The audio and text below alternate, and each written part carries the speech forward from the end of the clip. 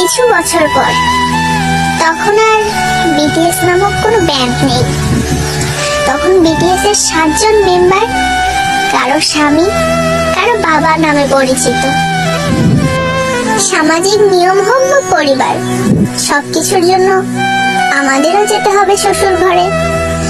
হয়তো তখন সারাদিনে আপনাদের কথা ভাবার সময় হবে না, হয়তো তখন সারাদিনে আপনাদের ছবি দেখা হবে না। সারাদিন হাজারো ব্যস্ততার পরে যখন ক্লান্ত শরীর প্রশান্তি চাইবে, তখন বিছানায় শরীর এলিয়ে দিয়ে বালিশে মাথা দিয়ে আপনাদের কথাই আগে মনে আসবে।